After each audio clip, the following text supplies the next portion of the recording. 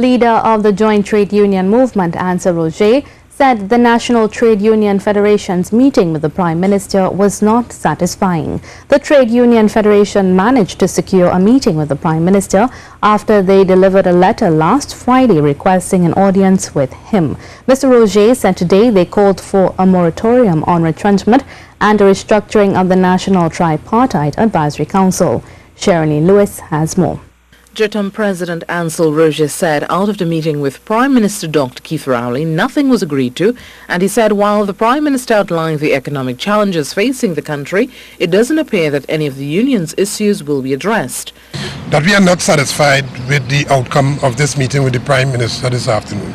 That we have had the opportunity, and we thank him and the government for giving us an opportunity through the convening of this meeting here this afternoon.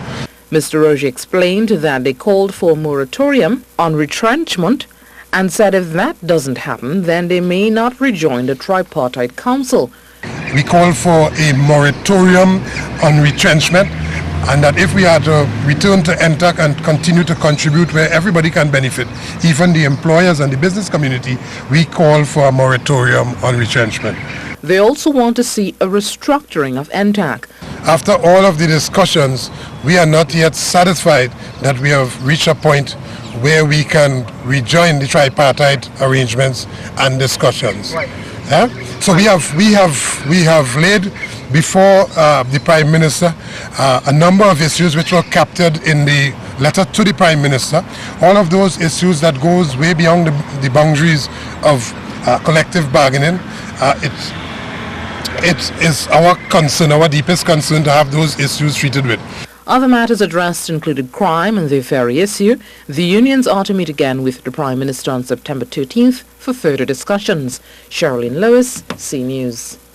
JTUM President Ancel Roget is accusing the Guardian newspaper of censoring the union's calls for a boycott of the minority 1% and the union's calls for workers' rights. Mr. Roget, speaking to the media following the union's meeting with the Prime Minister this afternoon, accused the newspaper of being anti-worker.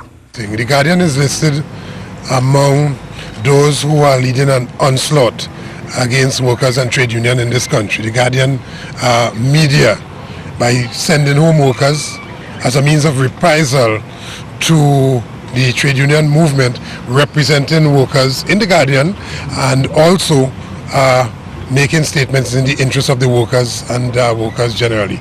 That we are not free to make statements, and the newspaper itself, through its editorial, is condemning us for making statements for which we have a right to make. Mr. Roget said he believed the recent retrenchment of workers from Guardian Media Limited was a means of reprisal. By four small, petty, little house slave that is an editor will censor the trade union movement, who tell us what we should say or when we should say it. As trade unionists, we have a right to speak as they have a right to write.